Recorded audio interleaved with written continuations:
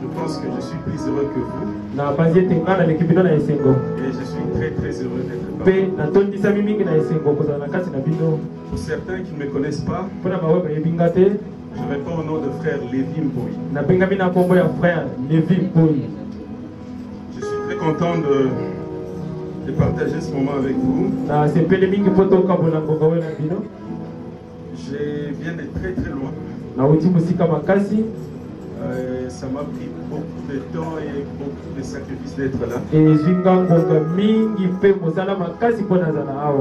Alors je crois que le Seigneur qui a rendu possible ce moment, il l'a fait pour un objectif précis. Et je prie que nous puissions bénéficier de cette opportunité. Sans plus tarder, on nous a donné 35 minutes.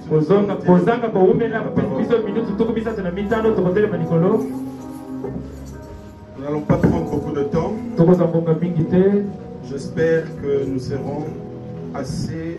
Vous allez me donner votre attention pour me permettre de pouvoir transmettre ce message et que vous le compreniez bien. Je vais lire une écriture que nous connaissons tous, le livre de Jean, chapitre 3. Je vais commencer à partir du verset 14 jusqu'au verset 16. Et comme Moïse éleva les serpents dans le désert,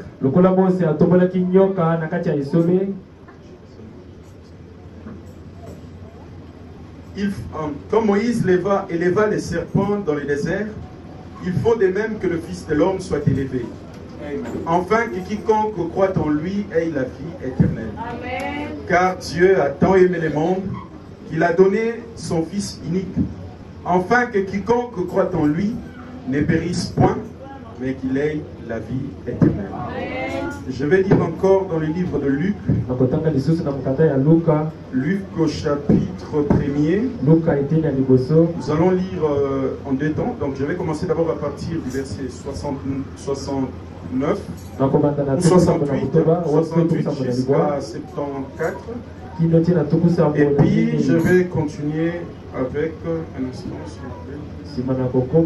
Donc je vais commencer à partir du verset 68 jusqu'au verset 79. Je vais lire rapidement. Alors Luc, nous lisons à partir du verset 69. Luc chapitre 1, verset 69.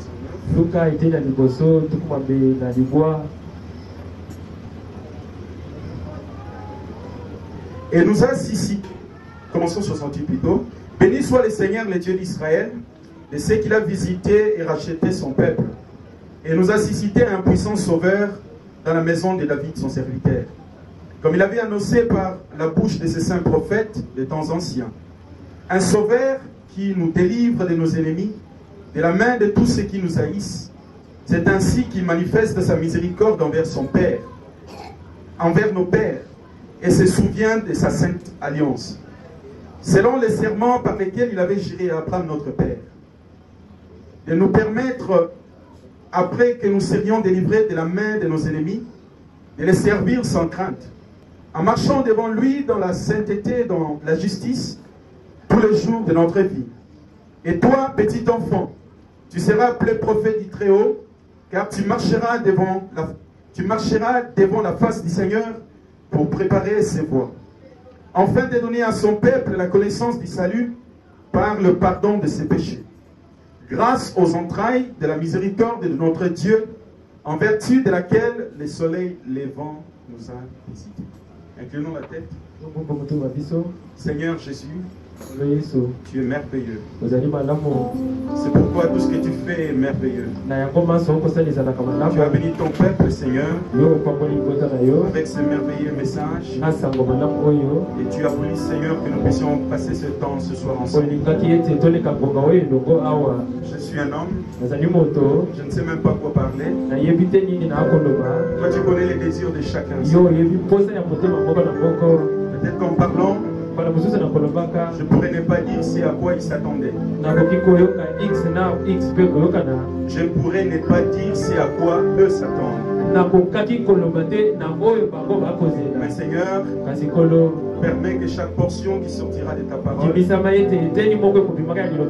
soit une bénédiction pour tes enfants. Et nous le reverrons Jacques, sa famille et toute son église. Aussi notre frère Isdras et toute son équipe pour l'organisation. Et tout te revienne pour ta gloire.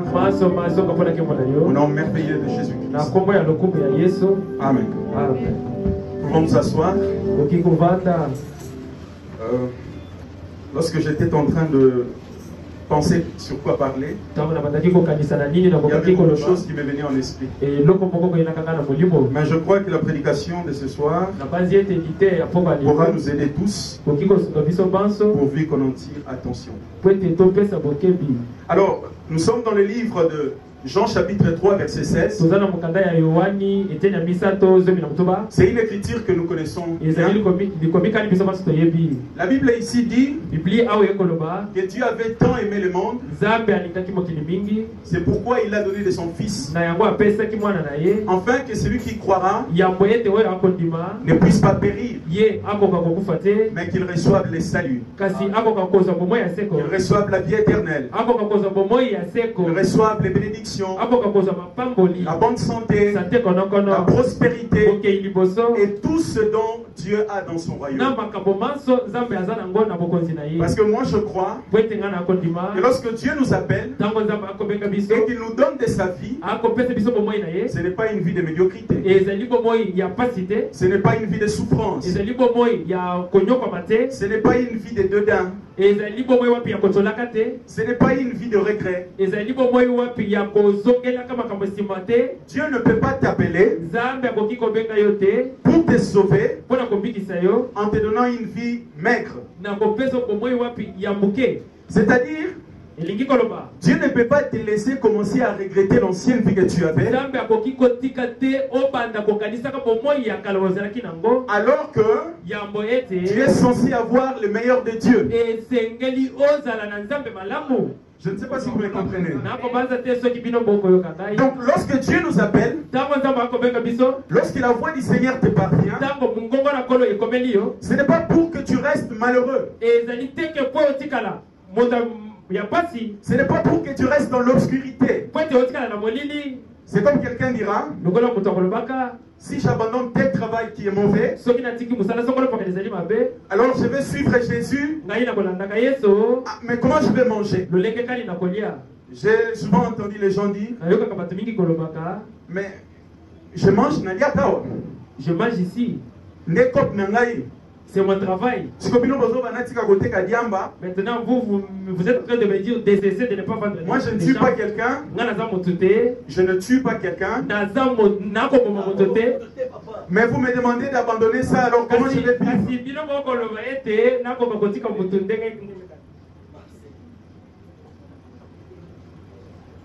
Comment je vais vivre? C'est souvent la ruse du diable. C'est la ruse du diable. Le diable veut t'empêcher à goûter à ce à quoi Dieu veut que tu ailles. C'est la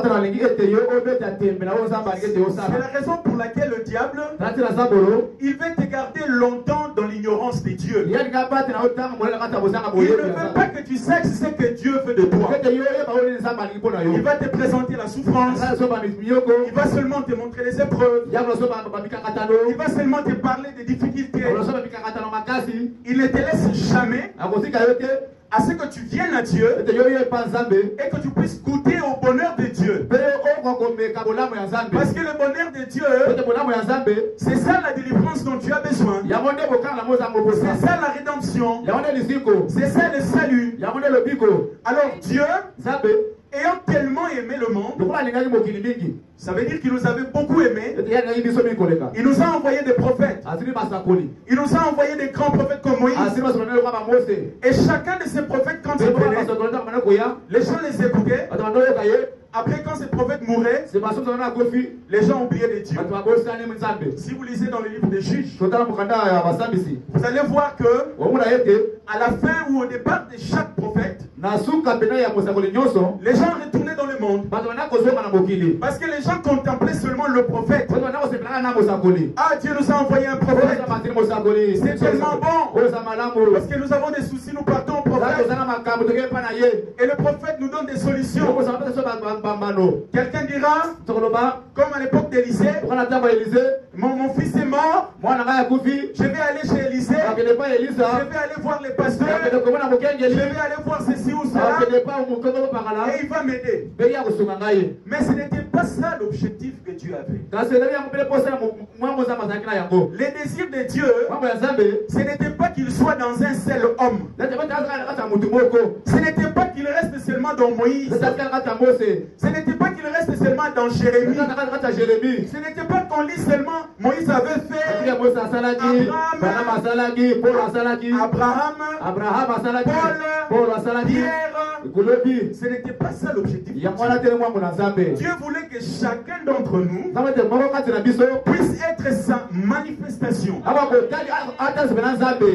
puisse être l'expression de Dieu. C'est-à-dire dans ton état de faiblesse là, lorsque tu te vois être pécheur, mais que lorsque Dieu te voit, il manifeste son travail au travers de vous. C'est pourquoi ne regardez pas à ce que vous pouvez, ce que vous ne pouvez pas. Regardez à ce que Dieu peut. Lorsque Dieu vous appelle, ne dites pas Seigneur, moi je ne peux pas. Dites Seigneur, par ta grâce, par ton amour, je parviendrai à cela. Même si tu ne peux pas, même si c'est difficile, faites le pas de dire tout simplement, Seigneur, cite ta parole, je vais le faire. Et pour parvenir à cela, Dieu il a vu qu'il devait prendre la vie qui était en lui-même, descendre sur la terre, prendre la forme d'un homme pour pouvoir nous sauver. Nous sauver veut dire quoi? C'était nous enlever dans l'état auquel nous étions avant. Si par exemple tu étais un fumeur, si par exemple tu étais un tueur, si par exemple tu étais un koulouna ou et que tu n'en veux plus, tu n'en veux plus, tu veux plus de cette vie-là. Mais tu ne sais pas comment t'en sortir.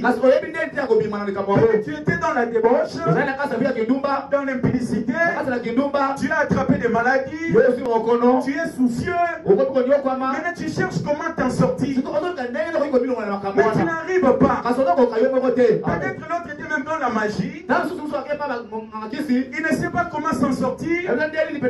Mais il en a marre. Tout ne marche pas. Il fait tout, ça ne marche pas. Les activités ne marchent pas. Maintenant, il veut sortir de cet état-là. C'est pour cette raison que Jésus est venu. C'est la raison pour laquelle il dit ici dans le livre de Jean, tellement qu'il avait aimé le monde, il a donné de son fils unique, afin que quiconque croit à ce fils-là ne périsse point, mais qu'il passe de la mort à la vie. Ça veut en d'autres termes dire, Dieu donne naissance à toi? Comment il te donne naissance à toi? Quelqu'un me dira, mais je suis déjà né. Comment j'ai encore besoin d'être renaître? Dans la Bible, il y a l'histoire d'un homme qui s'appelle Nicodème. C'était un chrétien, bon pas un chrétien mais un croyant. Non, c'était un juif, un israélite. Il connaissait très bien la loi et il croyait en ça. Mais il s'est rendu compte à un moment que c'est parce qu'il a vécu du temps de Jésus.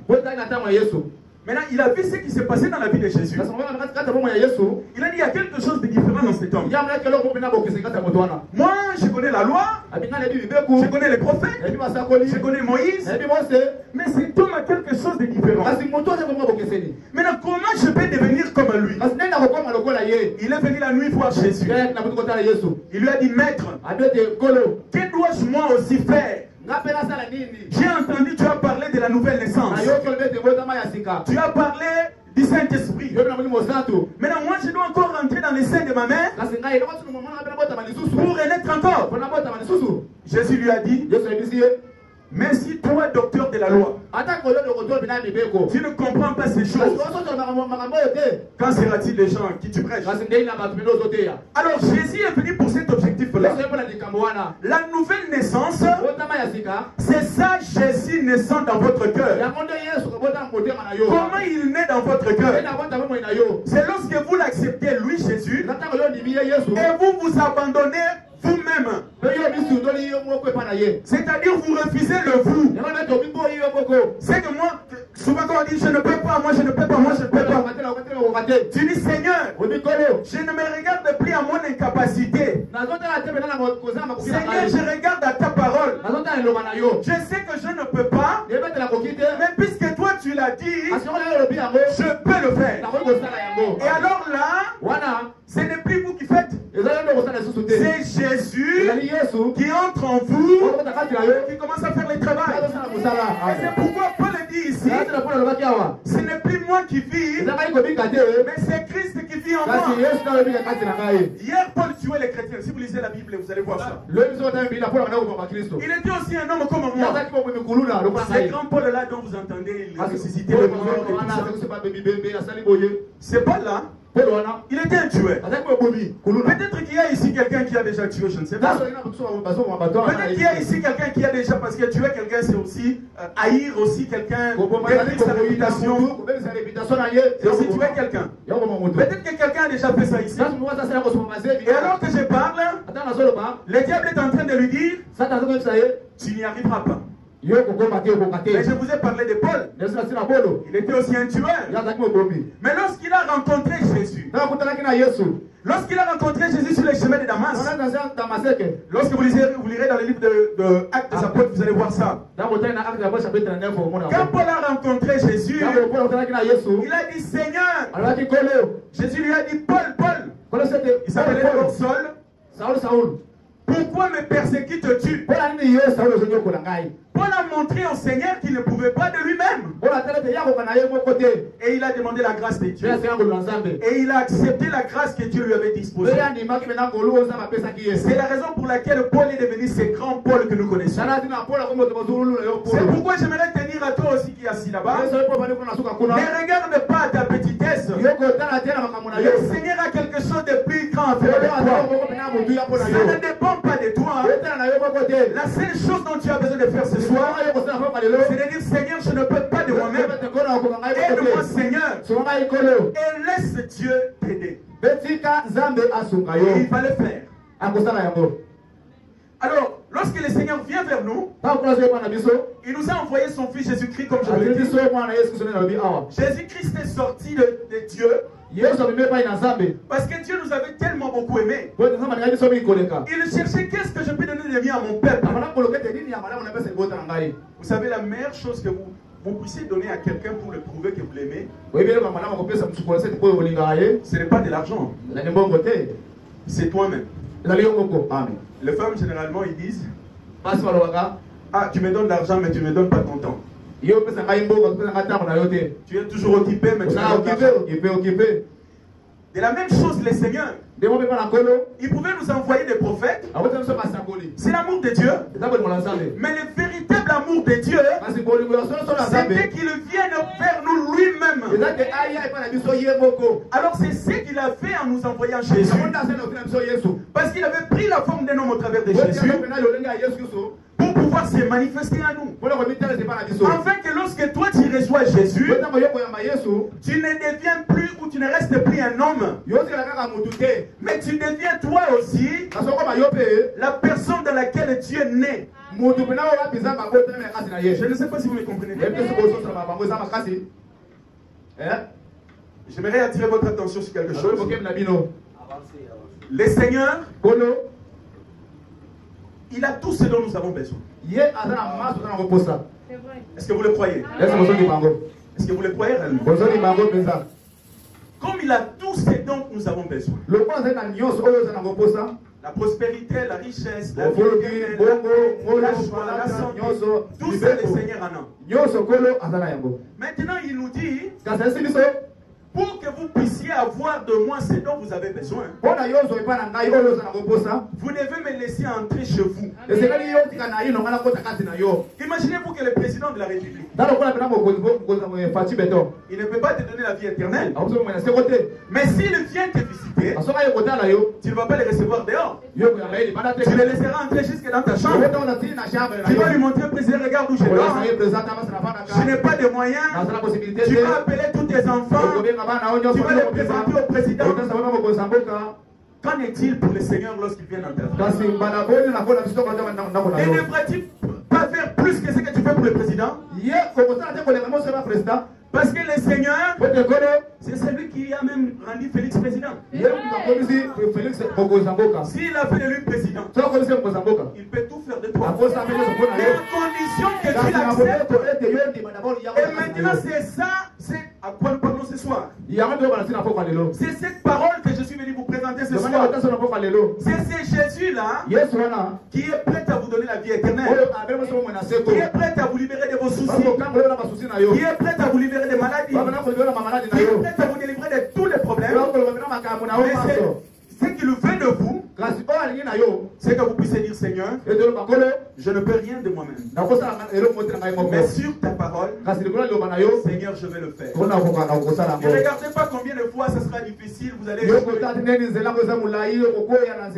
dites pas, hier j'ai essayé, ça n'a pas marché. Dites, Seigneur, sur ta parole, comme Pierre, Jésus avait dit à Pierre, tu as péché toute la nuit. Tu n'as rien eu. Mais maintenant, va jeter le filet. Et tu verras. Pierre pouvait dire, Seigneur, moi je suis dans la pêche pendant toute ma vie. Je connais la pêche.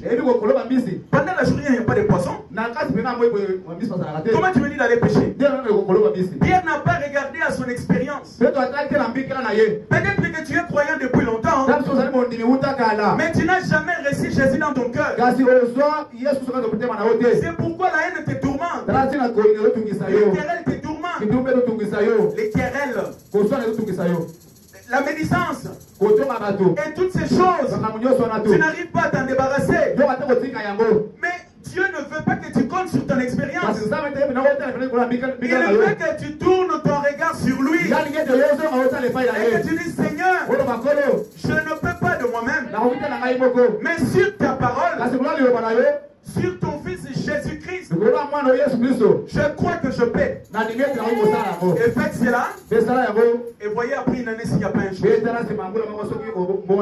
Nous pouvons partager beaucoup de témoignages. Mais je n'aimerais pas prendre beaucoup de temps. C'est la raison pour laquelle j'aimerais que nous restions dans ces fonds ici. Alors notre sujet, ici nous sommes en train de parler de qui sommes-nous réellement. Qui sommes-nous réellement? Tu es là assis. Si on te pose la question, qui es-tu? Si tu es médecin, tu diras je suis médecin. Si ton nom s'appelle Jérémie, tu diras je m'appelle Jérémie. Ça, c'est ce que tu vas dire. Mais ce n'est pas le vrai toi. Le vrai toi, c'est la personne qui est à l'intérieur. C'est la personne là qui est en vous. C'est ça le vrai toi. Maintenant, considérez ceci. Pendant beaucoup d'années, le diable était laissé se présenter simplement par le nom de Jérémie, le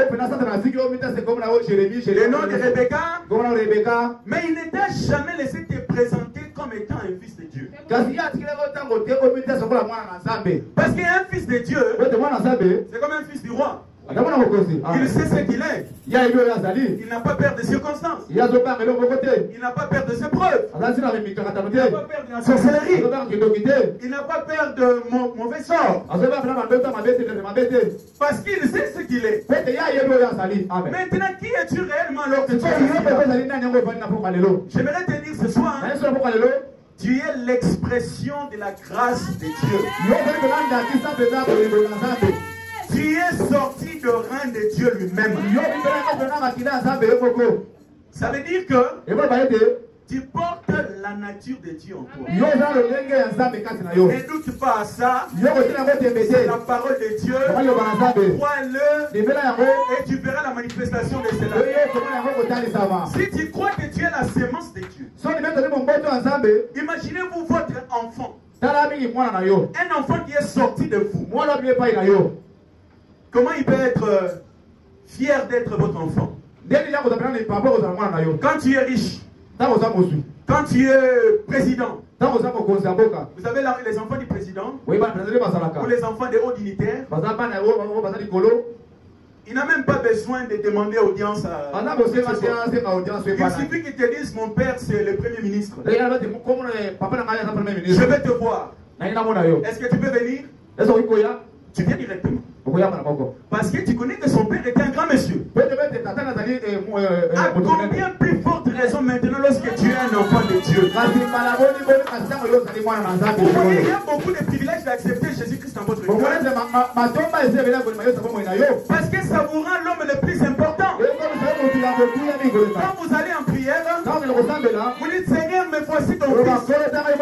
Les anges vont laisser l'espace. Tu vas entrer dans la cour de Dieu. Tu vas entrer dans la chambre du Seigneur. Tes prières seront exaucées. Parce que tu es un privilégié. Parce que tu es un enfant de Dieu. Nous sommes plus que les anges. Est-ce que vous le savez? Parce que nous sommes des enfants de Dieu. Quelqu'un va me dire, oh, mais qu'est-ce que tu parles? Nous sommes les enfants. Et ils sont des serviteurs. C'est parce que tu ne sais pas que tu es un enfant. C'est pourquoi tu as peur. Mais les jours où maintenant tu reconnais que tu es un enfant de Dieu, tu n'auras plus peur. Pourquoi auras-tu peur? Vous savez, il y a un homme, Paul, comme on parlait. Il dit dans le livre de Galates, chapitre 8. Je crois que Galates, chapitre 1, verset 8 ou Galates 8, verset 1. Il dit, même si un ange vient du ciel, s'il vient vous dire le contraire de ce que moi, Paul, je vous dis, qu'ils sont maudits. Comment un homme peut maudire un ange? La malédiction ou la bénédiction vient de celui qui est supérieur. Alors c'est Paul peut maudire un ange. Parce que l'ange veut dire le contraire de ce que Paul a dit. Moi aussi je maudis Satan. S'il dit le contraire dans votre cœur ce soir, si vous refusez ce que la parole de Dieu dit, dites à Satan, sois maudit. N'ayez pas peur. Vous savez, la plus grande malédiction, c'est la peur. Lorsque vous avez peur, si à quoi vous avez peur va vous arriver.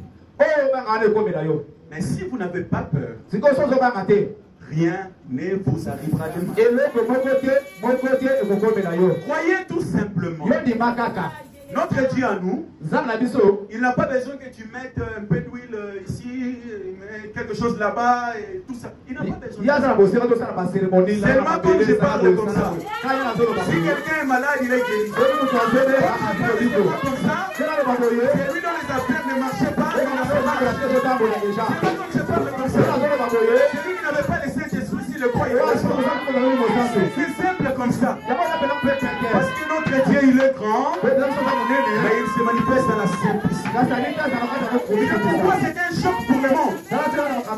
Il dit mais Jésus, Jésus, il s'est dit qu'il est Dieu. Comment ils n'ont pas être Dieu? Pour eux, c'est un choc. Pour eux, c'est un choc. Pour les incrédules, c'est qu'ils ne croient pas. Mais pour nous, c'est une victoire. Dieu est devenu comme moi. Dieu est devenu comme moi pour que moi, je devienne comme lui. Est-ce que vous comprenez cela? Dieu ne nous demande pas beaucoup de choses, mais nous pourrons prendre beaucoup de temps pour parler. Mais juste avec cette petite exhortation, Dieu ne te demande pas beaucoup. Il te dit simplement de croire. Ça coûte quoi de croire? Ça ne coûte rien. C'est tout simplement dire au Seigneur, je ne pouvais pas hier, mais maintenant sur ta parole, je peux, Seigneur.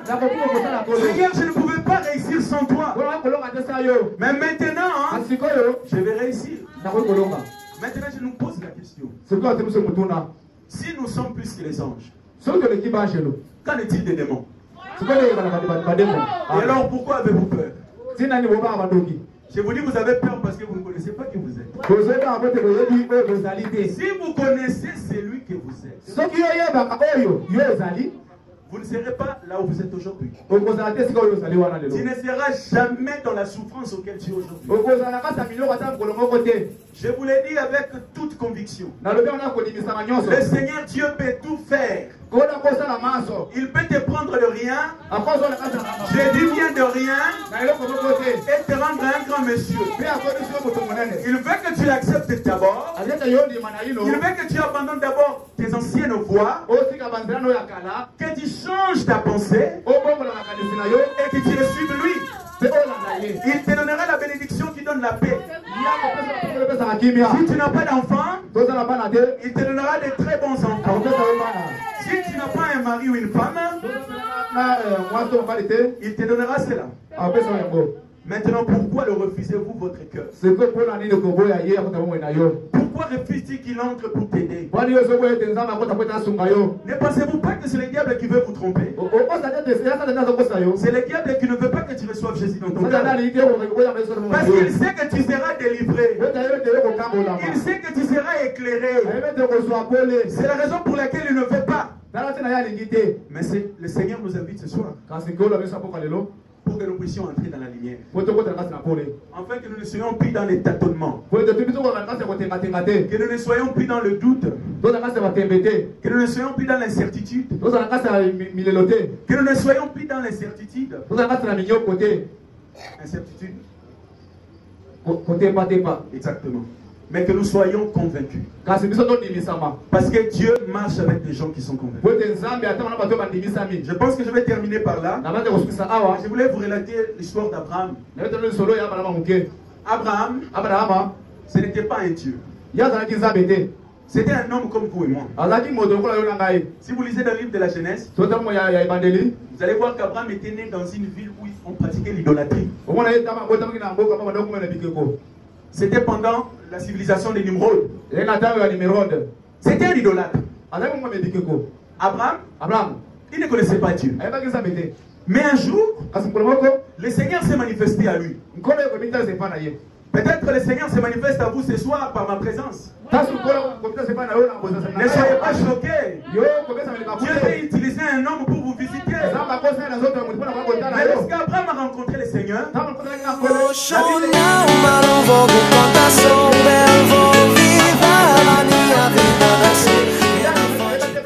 le Seigneur lui a tout simplement dit, sors, viens dans le pays où je te montrerai. Abraham n'a pas réfléchi.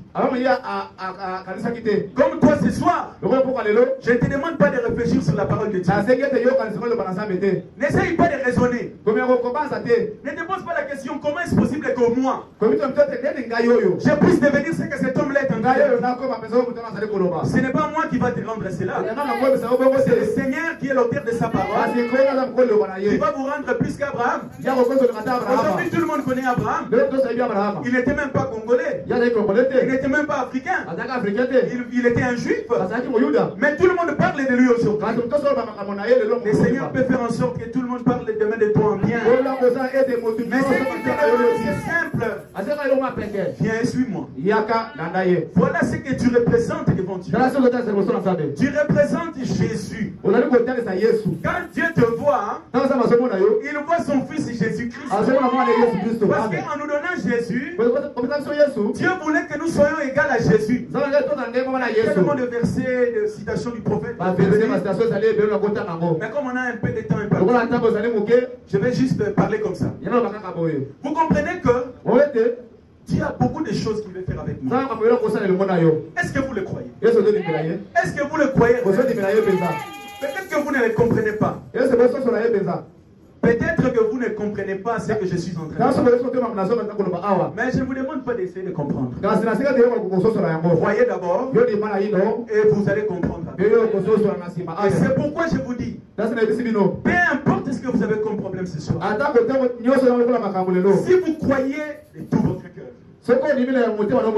même si vous avez un souci, je ne sais pas c'est lequel. Je ne sais pas le problème. Je ne suis pas en train de parler de discours. Je vous dis si vous avez des problèmes. Peu importe. Je ne dis pas si vous avez un problème d'argent seulement. Je dis si vous avez un problème. Est-ce que vous avez un problème? Est-ce que vous avez un problème dans votre cœur, dans votre vie, dans ce que vous faites? Quelque chose ne marche pas. Y a-t-il un souci? Jésus vous dit maintenant, si vous croyez à ce que je vous ai dit, demandez et il va vous l'accorder. Je ne suis pas en train de vous donner un espoir. Parce que, comme non, je vous dis la vérité qui va vous amener des réalités. Est-ce que vous croyez ceci? Même si tu n'as pas assez une grande foi pour croire, mais la petite foi que tu as dans ton cœur, essaye tout simplement de faire ce que je te demande. Dis à Jésus, avec toute la sincérité de ton cœur, Seigneur, je ne peux pas. Seigneur, je ne peux pas. Si vous vous rendez réellement compte que votre vie ne peut pas marcher sans Jésus, si vous vous rendez réellement compte que vous ne voyez pas de futur pour demain, mais que vous avez besoin d'aide, acceptez Jésus-Christ ce soir. Je vous rencontrerai peut-être après une année, ou peut-être après 2 ans, je ne sais pas, au Congo ou ailleurs, mais vous n'oublierez jamais ces moments. Si vous pouvez tout simplement croire. C'est simple. Vous devez tout simplement lever votre main alors que nous nous tenons debout. Dites seulement, Seigneur, ce monsieur, je ne sais pas d'où il vient. Il parle comme s'il t'a rencontré. Mais je veux vraiment savoir, est-ce que ce qu'il dit c'est la vérité? Il semble qu'il lit la Bible. Mais est-ce que vraiment cet homme-là il dit la vérité? Il n'est pas venu nous vendre des rêves. Je ne suis pas venu faire la publicité de Dieu ici. Je suis venu vous dire ce que Dieu est réellement. Et si vous l'acceptez dans votre cœur, c'est vous qui demain allez prêcher aux autres que c'est Jésus dont je vous parle ce soir. Il a fait plus dans votre vie, peut-être qu'il fera dans ma vie. Est-ce que vous le croyez? Nous allons prier ensemble et je vais prier.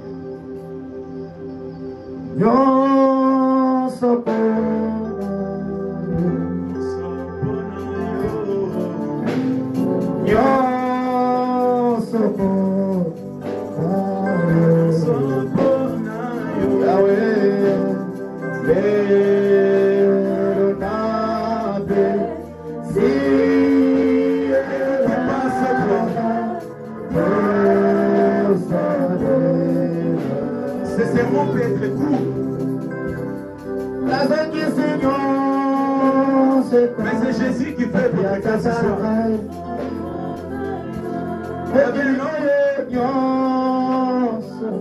Il y avait un homme qui s'appelait Pharrell. Il était dans une ville où il y avait beaucoup de criminalité. Je crois que je n'ai pas oublié les noms exactement. Un jour dans cette ville, il y avait tellement de problèmes. Et les gens se posaient des questions, mais comment allons-nous nous en sortir de ces soucis? Il y avait une très forte criminalité dans la ville. On tuait les gens. Les jeunes de la ville, à cause de la pauvreté, prenaient des machettes et des armes à feu pour aller tuer les gens. Ils allaient cambrioler, voler. Et Pharrell portait ces soucis-là dans son cœur. Et il voulait, qu'est-ce que je peux faire? Plutôt, il y avait une femme dans cette ville qui portait les soucis dans ses cœurs. Et cette femme a organisé une grande réunion. Et il a invité un prédicateur qui s'appelait, j'ai oublié le nom du prédicateur, pour venir prêcher. Et c'est dans cette réunion-là que cet homme-là, Pharrell, qui était aussi un jeune brigand dans la ville, qui ne connaissait pas le Seigneur, qui avait reçu le Seigneur à ce jour-là. Et quand Pharrell s'est converti, il a commencé à prêcher dans la ville. La ville qui avait une hausse de criminalité. Dans cette campagne, les criminels se répandaient. Et les gens se convertissaient. Et cette ville qui avait une très forte criminalité était devenue la ville la plus sécurisée. Parce que lorsque le Seigneur vient dans votre cœur, il vous rendra aussi un bon citoyen.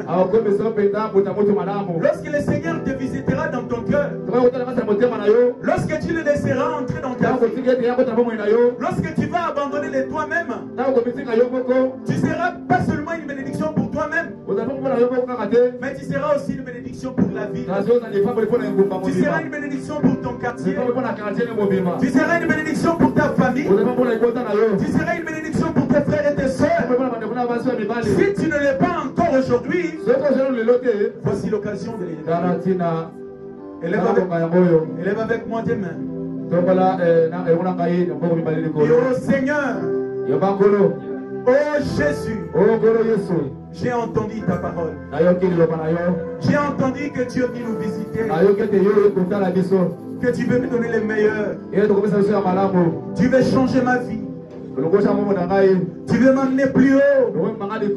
Tu veux me faire oublier mes chagrins. Tu veux me faire oublier mes soucis. Seigneur, je veux venir avec toi. Mais je sens le fardeau lourd. Je ne peux pas. Je n'arrive pas.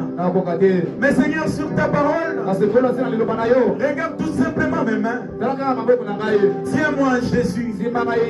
Délivre-moi. J'aimerais naître de nouveau. J'aimerais recevoir le Saint-Esprit dans mon âme, afin que je devienne une bénédiction pour mes frères et mes soeurs, dans ma communauté. Que les gens reconnaissent la puissance de Jésus au travers de ma vie. Prions le Seigneur.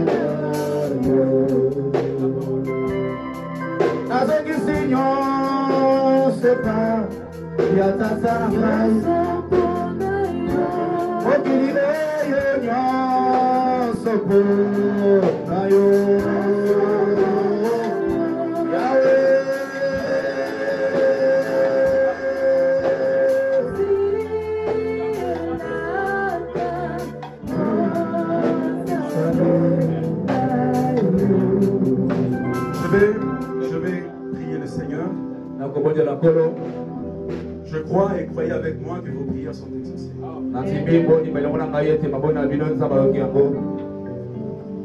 Seigneur Jésus,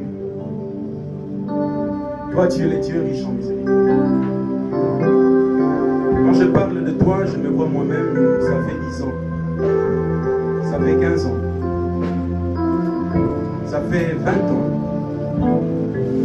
C'était pratiquement impossible pour moi de s'imaginer un tel moment. C'était pour moi impossible de s'imaginer que le Seigneur est capable de prendre un homme sauvage, un homme incrédule, et le transformer en un homme rempli de Saint-Esprit.